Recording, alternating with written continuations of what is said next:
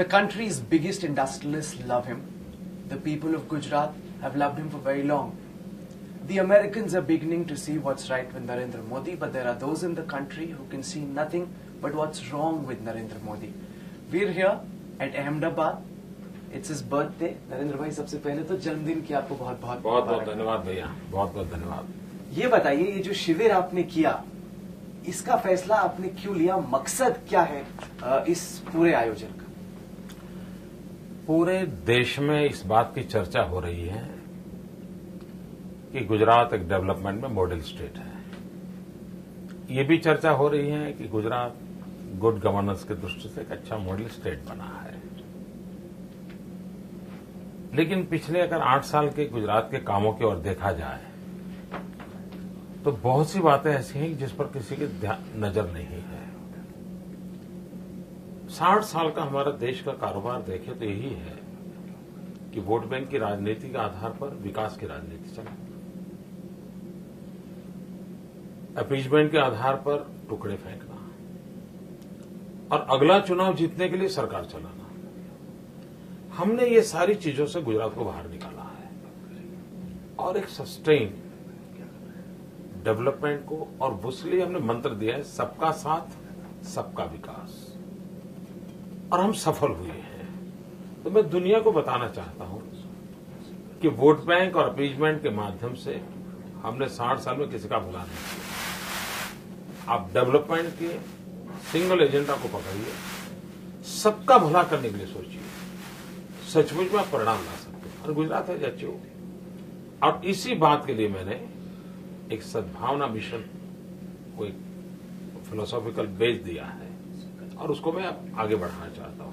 पर इस एक्सपीरियंस में दिया है, और मैं अनशन पर इसलिए बैठा हूं कि मैं रूटीन में अपना काम तो गुजरात में कर ही रहा, हो ही रहा है, लेकिन बाहर की दुनिया को कोई न्योता देना चाहता था कि आइए एनालिसिस कीजिए, विवाद कीजिए कि ये मॉडल सस्टेन करेगा कि नहीं करेगा, मॉडल की प्यूरिफिकेशन की भी संभावना होगी। तो मेरे अनशन से मेरा जो मकसद था, इससे एक विवाद खड़ा हो कि ये मॉडल सबका साथ सबका विकास। पर ये काम तो नरेंद्र भाई आप बहुत साल से गुजरात में कर रहे हैं। सवाल टाइमिंग को लेके पूछे जा रहे हैं कि नरेंद्र भाई ने ये ना जन्मदिन आप मनाते हैं, आपने कहा जी। तो ये मौका आपने चुना, सारे बीजेपी के वरिष्ठ नेता यहाँ पे आए, देश का मीडिया यहाँ पे है, पूरे देश में नरेंद्र मोदी की चर्चा हो रही है। टाइमिंग ये मौका क्यों? टाइमिंग यही तो सबसे बड़ी कमाल होती है जी, यही तो हमारी विशेषता है, और मुझे अपना टाइम चुनना चाहिए। प्रॉपर टाइम कब होता है उसी के लिए मैं माहिर माना जाता हूं। उसके अर्थ लोगों ने लगाने चाहिए, और नथिंग इज रॉन्ग अगर कोई अर्थ लगाते हैं तो। अर्थ लगाते हैं तो कुछ गलत नहीं है, नथिंग इज रॉन्ग। बदल रहा है मोदी का चेहरा। पहले मोदी अलग था, कुर्ता पजामा पहनता था, अब मैं देख रहा था सुबह तस्वीरें चल रही थी, सूट टाई में मोदी। हिंदी में बात की, आज आपने गुजराती में बात नहीं की। क्या ये मोदी अहमदाबाद में बैठ के देश भर के लोगों से अपनी बात पुकार?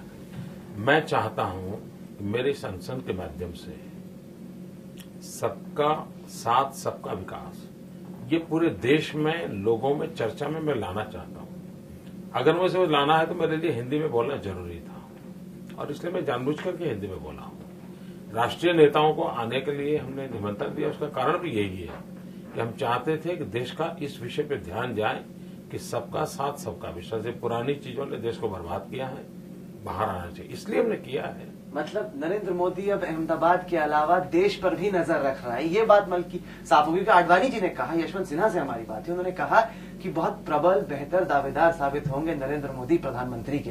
तो क्या ये माना जाए कि नरेंद्र मोदी इस शिविर से दावेदारी ठोक रहे हैं कि अगला प्रधानमंत्री बीजेपी की तरफ से नरेंद्र मोदी को भी देखा जाए? जब मैं वंदे मातरम का गान करता हूं तो मेरे सामने पूरा हिंदुस्तानी होता है, और स्कूल में पढ़ता था तब से होता है, और हिंदुस्तान के हर नागरिक के दिलो दिमाग में हिंदुस्तानी होना चाहिए। उसके लिए कोई गलत नहीं है, होना ही चाहिए, नहीं है तो बुरा है। नंबर 1, क्योंकि हम सबका काम है हमारी भारत माता महान बने, हमारी भारत माता सुखी हो। हम कहीं पर होंगे, हम स्कूल के टीचर हो सकते हैं, हम कोई ऑटो रिक्शा ड्राइवर हो सकते हैं, लेकिन हम देश के लिए काम कर सकते हैं। कर रहे हैं। यही सवाल भाव मैंने तो होना आपसे चाहिए। पहले भी पूछा था। आपने कहा था कि मेरी नजर सिर्फ 6 करोड़ गुजरातियों पे है। अब आपकी उसके अलावा भी बाकी देश के लोगों पे भी नजर है। नहीं, पहली बात, एक बात। दूसरा, काम किसके लिए मेरी जिम्मे है? 6 करोड़ गुजरातियों के लिए। लेकिन मैं 6 करोड़ गुजरातियों का भला क्यों करना चाहता हूं? वही मेरी देश की सेवा है। वही तो मैं कर रहा हूं। मैं अगर एक पंचायत का प्रधान हूं, अगर उस पंचायत को मैं अच्छी चलाता हूं, मैं मानता हूं मैं देश की सेवा कर रहा हूं। और मुझे देश की सेवा करने का मेरा वही तरीका होना चाहिए। पर बदल रहा है मोदी इसलिए भी क्योंकि मैंने आपकी बहुत गौर करके वो दूसरी चिट्ठी पढ़ी, कल निकल के आई शाम में। उसमें आपने कहा कि सभी जो जितने भी गुजराती हैं उनका दर्द आपका दर्द है। Everybody's pain is my pain. इस तरह की बातें आपने अब तक नहीं कही थी। इस तरह से कहा, माना यह जा रहा था कि जो हुआ, आपने दंगों की आपने खुद बात की। किसी ने आपसे पूछा नहीं उस वक्त आपने जो चिट्ठी निकाली। आपने कहा कि बहुत एक डार्क एज था गुजरात के लिए। ये वो सवाल हैं जो पहले आप एक तरीके से डक करते थे, बाउंस करते थे। अब उन्हीं को आप खुद जवाब दे रहे हैं उन सवालों का। क्या हम रिमोर्स देख रहे हैं? क्या हम लग रहा है कहीं ना कहीं एक खेद देख रहे हैं? इन सारे सवालों को मैं पहले बोल चुका हूं, पहले जवाब दे चुका हूं, लेकिन इसको कोई छापता नहीं था। इसलिए आज मुझे एडवर्टाइजमेंट देनी पड़ी है। ये भी मैंने दिया हो तो छपा नहीं होता, मुझे एडवर्टाइजमेंट देनी पड़ी भाई। और जब एडवर्टाइजमेंट दी, इतना करोड़ रुपए का खर्चा किया, तब जाके आपने नोटिस किया। वरना ये तो मैं कह करके पिछले कई वर्षों से थक गया हुए। नहीं, पर अब तक तो आपने कभी नहीं कहा कि जो हुआ 2002 में, तब आप नहीं मुख्यमंत्री बने थे। आप 2002, 2003 के मेरे इंटरव्यू देख लीजिए। लेकिन हुआ क्या है, एक दिन पासिंग रिमार्क छप गया, किसी ने डिस्टर्ब भी नहीं किया, छापा है, अवेलेबल है, अगर आप रिकॉर्ड देखोगे तो। लेकिन बाद में भुला दिया। अपने अनुकूल जो चीजें थी उसी को उछालते रहे। जो सही था उसने किसी ने नहीं किया। नहीं तो बतौर मुख्यमंत्री आज अगर आपसे पूछा जाए कि जो हुआ, जैसे मैं एक एडिटर हूं चैनल का, अगर खबर गलत चलती है तो मेरी गलती नहीं हो सकती है कि किसी बहुत जूनियर एम्प्लॉय की गलती हो, लेकिन जब गलती चलती है तो मॉरल रिस्पॉन्सिबिलिटी मेरी बनती है। तो जो हुआ, कहीं ना कहीं अब आपको लगता है कि मॉरल रिस्पॉन्सिबिलिटी थी। मामला कोर्ट में है, वो फैसला कोर्ट देगी, लेकिन मॉरल रिस्पॉन्सिबिलिटी आपकी। भैया, मैंने इस विषय में सब कह चुका हूं, पहले सब कह चुका हूं। क्योंकि अब आप कह रहे हैं कि आप चाहते हैं कि अब तो मैं सद्भावना मिशन की बात कर रहा हूं। अभी तो मैं जो कह रहा हूं सद्भावना का मिशन की बात कर रहा हूं, आगे बढ़ने के लिए कह रहा हूं। और आप चाहते हैं कि जो लोग पीड़ित हुए उन सबको भी आप साथ में लेके गुजरात की तरफ। मैं वही तो कह रहा हूं, हम कर चुके हैं ये सबका साथ सबका विकास। इस मॉडल को सफलता से हम कर चुके हैं, हमें उसमें यश मिला है। और इसलिए मैं दुनिया को कहता हूं कि भाई ये एक मॉडल है, उसकी ओर देखो। ये जरूरी नहीं है उस प्रकार के वोट बैंक की राजनीति करने की, पर आपके उससे ऊपर उठ करके अब सबका वजह से, जैसे मैं कहता हूं भाई सब बच्चों को स्कूल जाना चाहिए, हम कोशिश करेंगे। अब सब बच्चे आ गए, मतलब 100% एनरोलमेंट हुआ, फिर ये नहीं रहता कि किसका बच्चा आया और किसका बच्चा नहीं आया, फलाने धर्म का आया या संप्रदाय का आया कि नहीं आया, फलानी जाति का आया कि नहीं आया, गांव का आया कि नहीं आया, शहर का आया कि नहीं आया, ये सवाल ही नहीं उठता। सबके लिए काम करो, यही तो मेरा आग्रह है। क्योंकि आपके आलोचक ये कहते हैं कि कोर्ट के बाद आपने जो फैसला, जो सुप्रीम कोर्ट ने कहा, उसके बाद आपने ट्वीट किया गॉड इज ग्रेट, और ये बात बीजेपी ने बनाई कि नरेंद्र मोदी तमाम जो उन पे आरोप थे वो एक तरीके से बरी हो गए। बाकी कांग्रेस पार्टी। अच्छा, मुझे बताइए कोर्ट में या पुलिस थाने में मोदी पर क्या आरोप है, जरा बताइए तो। नहीं, फिलहाल कोई आरोप नहीं है। फिर भाई, फिर काहे को चिल्ला रहे सारी दुनिया? अगर है ही नहीं, आप कह रहे नहीं है, तो आप दुनिया को बताओ ना नहीं है। बात आपकी बराबर है। नहीं है ये तो कहो भाई, माना, डंके की चोट पे कहो ना। नहीं कह रहे हो, मेहरबान, आप नहीं कह रहे हो। नहीं, हम ये मान रहे हैं कि फिलहाल कोई आरोप नहीं है, लेकिन बरी भी नहीं हुआ क्योंकि कोर्ट ने कहा कि चलिए लोअर कोर्ट में जाके। कमाल है, लोअर कोर्ट में इस पे अभी भी तफ्तीश। अरे वो प्रक्रिया है भाई।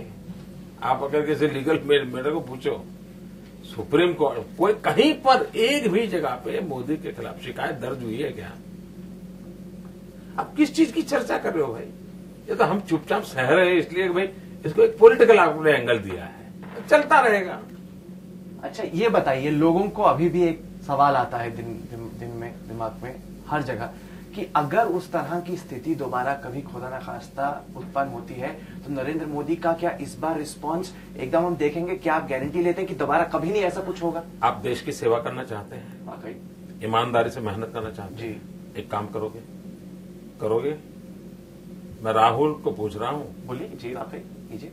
आप एक काम कीजिए, 1984 के कम्युनल वायलेंस का रिपोर्ट, भागलपुर के कम्युनल वायलेंस का रिपोर्ट, 1969 गुजरात के कम्युनल वायलेंस का रिपोर्ट, 1992 मुंबई के कम्युनल वायलेंस का report, all reports are available एंड गुजरात की जानकारी अवेलेबल है। पांचों का आपको जो ठीक लगे उस पैरामीटर से कंपैरिजन करिए, और उसमें अगर इन बाकी चारों से यहां अच्छी कामगिरी हुई है तो दुनिया को बताओगे, तो करिए इतना काम, और फिर कोई सवाल है मेरे पास आना। नहीं, काम तो गुजरात में अच्छा चल रहा है। नहीं, यही वो उसी कम्युनल वायलेंस की बात करता हूं। आप ये जो एक हाइपोथेटिकल सवाल मुझे पूछा कि फिर ऐसा होगा तो मोदी क्या करेगा, इंपॉर्टेंट सवाल है। इंपॉर्टेंट तो आपके लिए हर चीज इंपॉर्टेंट होती है, वरना दिल्ली से यहाँ क्यों आते हैं आप? सही बात, तो आपकी रोजी रोटी उस पर है। सही बात। तो ये तो इंपॉर्टेंट ही है। मैं कोई आपके किसी सवाल को फालतू नहीं मानता हूँ, और मुझे उसको रिस्पेक्ट करना चाहिए। तो ऐसा मैं नहीं मानता कि आप कोई ऐसे ही टाइम खराब कर रहे हैं, आप सिंसियरली काम कर रहे हैं। मैं क्या कहता हूँ कि आपने जो सवाल पूछा, क्या आप देश के लिए इतना काम कर सकते हैं? इन 5 कम्युनल वायलेंस का, जिसमें 4 कांग्रेस शासन में है, 1 मोदी का बीजेपी का राज है, उसमें घटना घटने का कारण क्या, घटना के बाद रिस्पांस क्या हुआ, लीगल प्रोसेस क्या हुआ, सारा रिपोर्ट में अवेलेबल है। सिर्फ आप उसको निकाल करके पांचों का कंपैरिजन देश के सामने रख सकते हो। इतना करो ना, आपके सारे सवाल अपने आप निकल जाएंगे। क्योंकि आपने अपनी चिट्ठी में ये बात जरूर की कि लॉ अप्लाइज टू ऑल, और जो गुनहगार हुआ 2002 का, उसको आप सजा देंगे बतौर मुख्यमंत्री। मुख्यमंत्री सजा नहीं देता है, न्यायपालिका देती है। आप उसमें सपोर्ट करेंगे? अरे अभी तक किया है हिंदुस्तान में। मैं यही तो कह रहा हूं, आप स्टडी करो, आप मेहरबानी करके इतना करो भाई, उम्र आपकी छोटी है, थोड़ी मेहनत करो। इन 5 कम्युनल वायलेंस में 84, 69 वहां तक के हैं, कितने केस हुए, कितनी सजा हुई, जरा निकालो ना भाई। और हमारे यहां क्या हुआ, निकालो ना भाई। नहीं करना है ना आपको, आप करिए सारे सवाल, और आप फिर उन 4 लोगों को पूछने जाओगे कि मोदी ने तो इतना अच्छा काम किया, आप क्या कर रहे थे, ये स्थिति बनेगी। अब लोग ये कह रहे हैं कि अब ये साफ हो गया है कि 2014 में नरेंद्र मोदी बनाम राहुल गांधी की लड़ाई होने वाली है बतौर प्रधानमंत्री। कौन अगला बनने वाला है? राहुल गांधी के बारे में आप क्या सोचते हैं? मैंने कभी किसी व्यक्ति के संबंध में कभी कोई कमेंट किया नहीं और करना भी नहीं चाहता। पर बताइए तो सही, मतलब अगर आपकी प्रतिद्वंदिता उससे है, कॉम्पिटिशन उन्हीं से है, तो कांग्रेस की फिलहाल जो स्थिति, हमने देखा कि शंकर सिंह वाघेला बैठे हुए हैं, लगता नहीं कि बैंक्रप्सी ऑफ आइडियाज है कि जो आपने किया वही नकल उतार रहे हैं। और पहले उन्होंने अन्ना हजारे को गाली दी, अब अन्ना हजारे का वहां बड़ा सा पोस्टर लगा रखा है। देखिए भाई, मैं कहता हूं, मैं इस प्रकार की आलोचना नहीं करूंगा, आरोप नहीं लगाऊंगा, ये आप पर छोड़ देता हूं। आप लोगों को ठीक लगे उस पर एंगल दीजिए। आप बहुत इजाजत दे रहे हैं हम लोगों को कि सोच लीजिए कि पीएम में आ रहा हूं, जो एंगल देना है दीजिए, वो आप इजाजत दे रहे हैं। वो नहीं कह रहा हूं। नहीं, आपने मुझे सवाल पूछा किसी के विषय में, आपने मुझे सवाल पूछा कांग्रेस के लोग जो कर रहे हैं उसके संबंध में कह रहा हूं कि वो जो करते हैं करें, मुझे जरूरी नहीं उनके लिए कुछ कहना। हमने ये देखा कि पंजाब के मुख्यमंत्री यहाँ पे आए, तमिलनाडु की मुख्यमंत्री जयललिता ने अपने नुमाइंदे भेजे, तो ये तो लग रहा है कि आपके साथ पूरे तरीके से। सवाल उठते हैं कि नीतीश कुमार क्या करेंगे, आपका साथ देंगे? उनसे पूछा गया है सवाल, कैमरे से उन्होंने आंख फैली, उन्होंने कुछ नहीं कहा। देखिए, ये जो कार्यक्रम हुआ, ये इस प्रकार की योजना का कार्यक्रम नहीं हुआ है, ये रूटीन में हुआ, और नहीं मैंने सरकार की तरफ से किसी को चिट्ठी लिखी है, कुछ नहीं हुआ है। दूसरी बात है, जहां तक एनडीए का सवाल है, भारतीय जनता पार्टी एनडीए का मेजर पार्टनर है।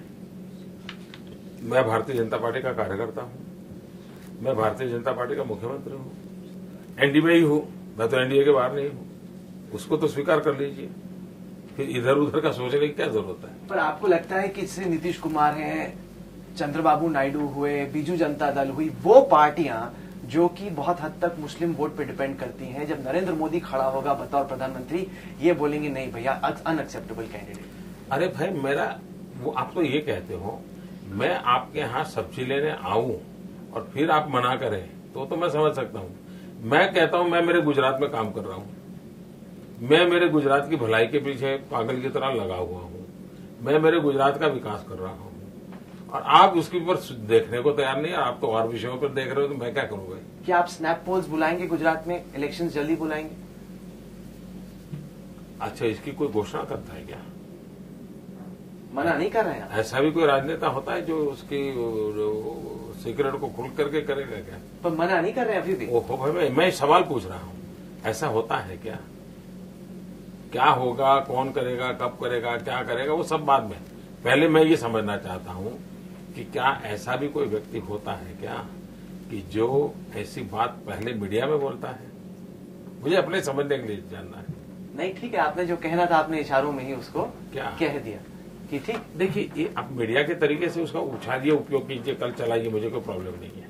आपकी मर्जी, आप आनंद लीजिए। मैं तो पूछना चाहता हूँ कि क्या देश में कोई होता है क्या ये कह देता है?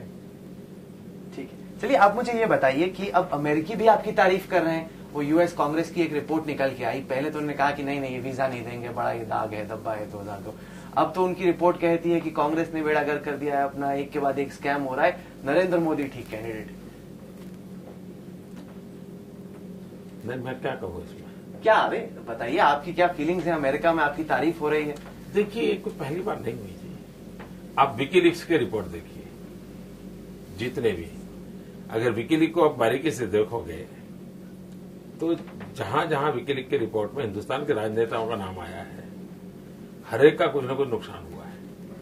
मैं अकेला आपको दूं कि जिसका उस रिपोर्ट में कोई नुकसान नहीं हुआ है, और कोई 100 से ज्यादा मेरे उस रिपोर्ट में कहीं मेरा उल्लेख है जो मेरे पास जितना जानकारी पहुंची, 100 के करीब, और कहीं पर भी मेरे लिए बुरी खबर उसमें नहीं है, कोई नेगेटिव चीज नहीं है। ये तो पहले से ही आ रहा है। अब यूनाइटेड नेशन ने मेरी ऑफिस को अवार्ड दिया हुआ है द बेस्ट परफॉर्मेंस के लिए। मेरा एक स्वागत कार्यक्रम चलता है, उस स्वागत को भी यूनाइटेड नेशन ने अवार्ड दिया है। अब ये खबरें ऐसी हैं कि जो न्यूज़पेपर में जगह लेती नहीं है, टीवी का इश्यू बनती नहीं है, इसलिए लोगों को मालूम नहीं है। अब ये हमारे यहाँ क्या, विवेकानंद जी हमारे यहाँ थे तब तक किसी को अच्छे नहीं लगते, ये विवेकानंद जी वाया अमेरिका आए तो दुनिया को अच्छे लगने लग गए। तो ये हमारी अच्छी सरकार का भी अगर अमेरिका से आया तो आप लोगों को अच्छा लगने लगा। हम तो अच्छे पहले भी थे भाई। नहीं, पर जो आपके आलोचक हैं, 2-3 में खत्म करने से पहले 2-3 सवाल पूछना चाहूंगा। उन्होंने कहा कि ये 5 स्टार फास्ट है। बताइए, एसी भी है यहाँ पे, अन्ना हजारे धूप में बैठे थे रामलीला मैदान में, वो एक ऑथेंटिक फास्ट माना गया। नरेंद्र मोदी बताइए एसी लगा के, पंखा लगा के बैठे हैं फास्ट पे। अच्छा, हम थोड़ा समझाना चाहते हैं आपको। देखिए, हम अहमदाबादी हैं, हमारे अहमदाबादी लोगों का नेचर जानते हो। हम अहमदाबादी इस बात के लिए मशहूर हैं कि हम सिंगल फायर डबल जर्नी करने वाले लोग होते हैं। हमने हिसाब लगाया कि टेंट लगाएंगे तो कितना खर्चा होगा, तो टेंट लगाएंगे इतना बड़ी मात्रा, तो करीब 1.5-2 करोड़ रुपया खर्चा आता है टेंट का। बगल में ये कन्वेंशन हॉल पड़ा था, वो 7.5 लाख रुपए मिलता है। अब मुझे बताइए कि मुझे 7.5 लाख वाला लेना चाहिए कि 1.5 करोड़ वाला लेना चाहिए? बड़ी छोटी समझ का विषय है। हमें 7.5 लाख वाला अच्छा लगा, और 7.5 लाख में वहां एसी चल पड़ा, तो इसलिए वो हम गुनहगार हो गए भाई। 1.5 करोड़ रुपया जाता था। अच्छा, दूसरा, ये सरकार का कार्यक्रम है, ऑलरेडी सरकार ने कार्यक्रम लॉन्च किया है। अब जैसे राजीव गांधी का जन्मदिन पर पूरे देश में कौमी एकता सप्ताह मनाया जाता है, क्या कभी आपने पूछा है उसमें कितना खर्चा हुआ, किस प्रकार से खर्चा हुआ? कभी पूछा है? उसमें आउटपुट क्या निकला, पूछा क्या? आउटकम क्या निकला, पूछा क्या? किसी को फुर्सत नहीं है जी। और किसी ने आपको पकड़ा दिया, कितना स्टार लाया, 5 लाए, 7 लाए, आप उसी को लेके घूम रहे हो। डिटेल तो जाओ भाई। ये तो मानोगे ना, कितना बड़ा टेंट लगता तो 1-1.5 करोड़ रुपए खर्चा होता। ये 7.5 लाख रुपए मिलता है कमरा मुझे किराए पर। यही तो गुजराती बिजनेस एक्यूमेन, तो इसी के लिए तो तारीफ हो रही है सब। अरे भाई, इसलिए मैं कहता हूं इसको 5 स्टार 7 स्टार करने के बजाय ये आप सोचिए, मतलब कम कीमत पे 5 स्टार। चलिए, यही बिजनेस मैंने कहा एक्यूमेन। ये आप इसको स्टार वार की चीजों में छोड़ को लगाइए। सही बात है। और मैं आपसे पूछना चाहता हूं कि एक और सवाल आलोकों ने बहुत पूछा, उन्होंने कहा कि नरेंद्र भाई से जरूर पूछिए कि ये अब बात करते हैं कि जो हुआ बुरा हुआ, law of the land must prevail, ये सारे जो इमोशंस हैं, चीफ मिनिस्टर का जो दर्द है, वो पिछले इतने साल से कहां था? मैं पहले सवाल, आपका तीसरा सवाल यही था, मैंने जवाब दे दिया, शायद मैं दोबारा याद कराऊं। क्योंकि आपने शायद नीचे दोबारा लिखा होगा इसलिए आप दोबारा पूछ नहीं नहीं, वो कह रहे हैं कि यही बात मैं है, ये आपने कहता- पहले क्यों नहीं की, अब आप बोल रहे हैं। मैं ये सारी बातें बोल चुका हूं, ये आप लोगों ने सुनी नहीं इसलिए मुझे आज एडवर्टाइजमेंट देनी पड़ी है। ये सब बोल चुका हूं मैं, यही तो कह के थक गया भाई। आप अपना पुराना खजाना निकालिए, आप पुराना खजाना निकालिए, आपको मिलेगा। आप भी तो ये जानते हैं कि आप ही की पार्टी में काफी सारे नेता हैं जो थोड़े थ्रेटन्ड हैं आपसे, उनको चिंता होती है कि नरेंद्र मोदी आएगा तो उनका पत्ता कट जाएगा। आपको लगता है कि सब आपका साथ देंगे? ये पत्ता क्या होता है? चांस? अच्छा, हमें तो मालूम नहीं भाई। आप तो जानते ही हैं, तो बार बार बात होती है कि सेकंड जनरेशन में बहुत एम्बिशन है, बहुत एस्पिरेशन है, सभी प्रधानमंत्री बनना चाहते हैं। आपको लगता है कि सब मिलकर एक टीम की तरह काम करेंगे? आपको ये शक क्यों हो रहा है? शक, मैं सवाल पूछ रहा हूं। नहीं, आपका तो शक के कारण सवाल पैदा होता है। मैं आपको, मेरा जवाब ये है, आप ऐसा शक क्यों करते हैं? भारतीय जनता पार्टी इतने सालों से चल रही है, इतनी बढ़िया ढंग से चल रही है। हम सालों से सुन रहे थे मीडिया के माध्यम से, अटल जी, अडवाणी जी, अटल जी का कहना, अडवाणी जी का कहना, हम सुनते रहते थे। मैं अब जैसे पंडितों से पूछना चाहता हूं कि आप लोग देश की जनता को कुछ तो सच बोलो, समझाओ। जैसे हिंदुस्तान की राजनीति में बराबर के दो नेता साथ साथ काम किया हो लंबे अरसे तक, ऐसा इतिहास मिलता है क्या आपको? लंबे इतिहास से चले जाइए, नेहरू, सरदार, वाजपेयी, अडवाणी। सुनिए, आपने कहा ना नेहरू, सरदार, इतिहास कहता है साथ नहीं काम कर पाए। मोरारजी, इंदिरा जी साथ कम नहीं गए। इतिहास गवाह है कि अटल जी, अडवाणी 40 साल साथ काम किया, आज भी साथ काम कर रहे हैं। ये मिसाल है हिंदुस्तान की राजनीति की। लेकिन आप लोगों ने पेंट उल्टा करके रखा हुआ है। आप कोई भी बराबर के दो नेता देख लीजिए, हिंदुस्तान की राजनीति का पूरा इतिहास देख लीजिए, वो दो कभी साथ काम नहीं किया, ज्यादा ज्यादा 5 साल, 7 साल, 10 साल, फिर अलग हो गए। यही दो लोग हैं जो 52 से साथ काम कर रहे हैं। आपने दुनिया को बताया नहीं। तो आप अपने बराबर का किसको मान रहे हैं सेकंड जनरेशन? पहली बात यह है कि सच ये है कि यहां पर साथ चलकर टीम से काम करना, ये bye and large Bharatiya Janata party की प्रकृति में है और वो आगे बढ़ रहे हैं। वरना ये पार्टी इतने कम समय में हिंदुस्तान के शासन में पहुंची हो, कैसे पहुंची होती? वरना दुनिया में जैसे यूरोप में लेबर पार्टी 80 साल लगे थे उसको, उनको 80 साल वेट करना पड़ा। यहां बीजेपी को 20 साल में खड़ी हो गई, जनता ने उनको सत्ता दे दी, तो उस पार्टी में कुछ दम होगा। चलिए, आपने ये बात की, एक आखिरी सवाल पूछूंगा खत्म करने से पहले। आरएसएस कहां पे है? ज्यादा आरएसएस का रिप्रेजेंटेशन नहीं दिखा, आरएसएस के चीफ हो, बाकी उनके सीनियर लीडर्स हो, वो तो यहाँ पे नहीं दिखे अभी तक। कहाँ चाहिए आपको? शिविर में? ये शिविर कौन सा था? सद्भावना जनता जनार्दन का था, सब लोग थे। पर बीजेपी के तो सब आए, आरएसएस में। मैं बताता हूँ, पहली बात है, अगर यही आपका मानदंड है तो जैसे सूबे मैंने देखा, यहाँ के संघ के प्रांत संचालक यहाँ थे, संघ के प्रांत प्रचारक थे, मीडिया उनको पहचानता नहीं है, हम क्या करें। अभी शाम को सूरज जी सोनी थे, उनका तो अनाउंसमेंट भी हुआ और काफी देर मेरे बगल में बैठे थे। शायद आपके यहाँ एक कैमरा वाले फुटेज वुटेज लेते होंगे तो मिल जाएगा। ये सब लोग तो चमक देख के लग रहा है कि मोदी ने मन बना लिया है, अगला प्रधानमंत्री बस बनने का। यहाँ से जो डंका है वो देख रहे हैं, अनाउंसमेंट हम देख रहे हैं। देखिए, मेरे जीवन को आप कितना जानते हैं मुझे मालूम नहीं। बहुत क्लोजली फॉलो किया।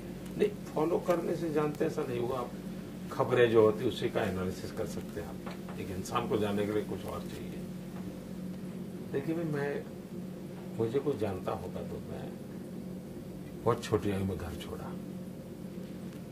और समाज सेवा करना इसका पागलपन, राजनीति से कोई लेना देना नहीं था। हम कभी जिंदगी में चुनाव नहीं लड़े थे। अचानक हमें एक मुख्यमंत्री का दायित्व आ गया तो उसको भली भांति अच्छा निभाने का कोशिश कर रहे हैं। हम आज जो है ना, वो भी कभी सोच करके नहीं पहुंचे, हमने कभी सोचा नहीं। और मेरे जीवन की एक फिलॉसफी है और जिस फिलॉसफी का मुझे गर्व है, और मैं आमतौर पर नौजवानों के साथ जब बातचीत करने जाता हूं तो ये बात अक्सर तय करके आता हूं। मैं सबको कहता हूं, कभी भी कुछ बनने के सपने मत देखो। अगर सपने देखने हैं तो कुछ करने के सपने देखो। करने से संतोष मिलता है जी। बनने के सपने वालों को परेशानी ये रहती है कि आज आप रिपोर्टर हैं, आपको चीफ रिपोर्टर बनना है, चीफ रिपोर्टर बन नहीं पा रहे हो तो रिपोर्टर में आनंद नहीं आ रहा है, इसी में आपका समय बर्बाद हो रहा है और रोते बैठते हो।